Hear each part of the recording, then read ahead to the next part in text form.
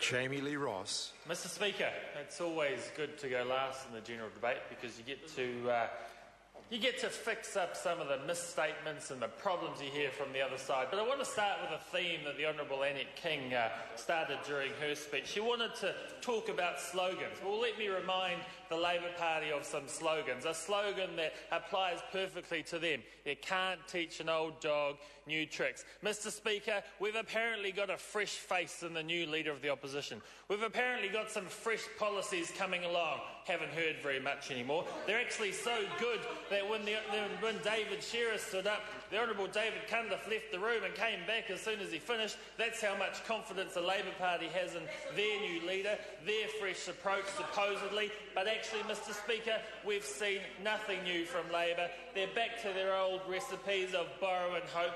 They're back to their old recipe of spending up large like drunken sailors, although I think that's a bit unfair in the drunken sailors out there. And Mr. Speaker, the Labor Party's old recipe of closing the doors to the rest of the world is apparently going to be the solution to all of New Zealand's woes. Well, Mr. Speaker, under the National Government, New Zealanders have far less woes than they had in the 9 years under the Labor Government. Mr. Speaker, I was getting a bit sick of hearing about Crayford Farms because apparently, according to the Labor Party, selling assets and seeing farmland owned by foreigners is an appalling thing. Let me remind the House of a few statistics. In 9 years of the Labor government, 660,000 hectares of land was sold to foreigners. 660,000 hectares in 9 years.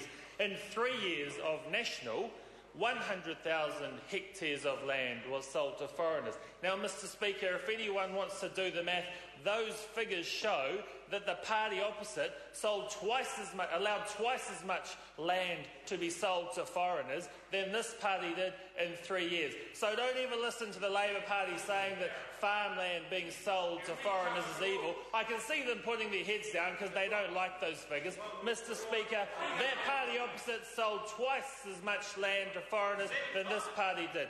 Mr. Speaker, why does the Labor Party now hate foreigners? Well, actually, when Shania Twain was walking through the South Island with Helen Clark, it was okay. When James Cameron was buying land in the Wairarapa, we didn't hear a squeak. But when Chinese people want to purchase some farmlands and invest some money into this country, they scream. My electorate of Botany, a third of its population is Asian, and a third of my electorate that is Asian wants to know from that side why they hate Asians. That's appalling. Mr. Speaker, the figures just don't stack up for that side.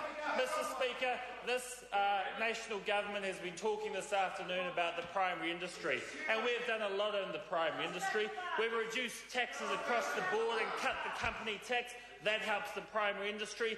We're cleaning up New Zealand's lakes and aquifers and rivers, investing $265 million of investment. We've reduced ACC levies, we're reducing them for rural businesses, and we're rolling out the Rural Broadband Initiative. Mr. Speaker, we in the National Party acknowledge the heartbeat of New Zealand. We acknowledge the backbone of New Zealand. We're cutting red tape for the rural sector. We've streamlined and simplified the Resource Management Act. Well, David Cunliffe wants to talk. The woolly mammoth over there, he couldn't even get his leader the right figures when he was in a debate with the Prime Minister. So, Mr. Speaker, I don't think the woolly mammoth over there should be speaking.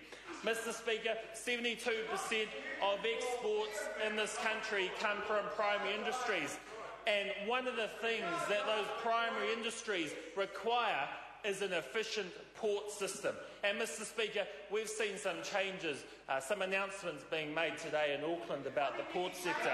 And I want to say, Mr. Speaker, I thought it was quite appalling to see people on that side, on the picket line, opposing a more efficient port system, opposing some changes that would make it easier for exporters to get their business through. Mr. Speaker, the problem that we had in the port was not because of the port company. It was because of the appalling employment relations legislation that party passed 12 years ago. Mr. Speaker, those workers are not redundant because of the port, they're redundant because of the union. pushing them over the precipice. Mr Speaker, long live the National Party.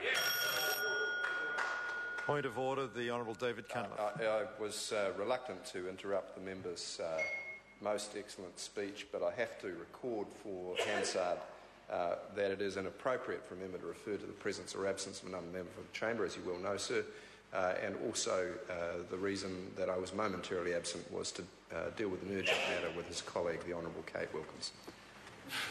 Well, the member is quite correct that I missed that, but members should not refer to the absence of a member from the chamber. The time for this debate has expired. I call on Government Order of the Day number 1. Financial Markets Conduct Bill interrupted debate on first reading.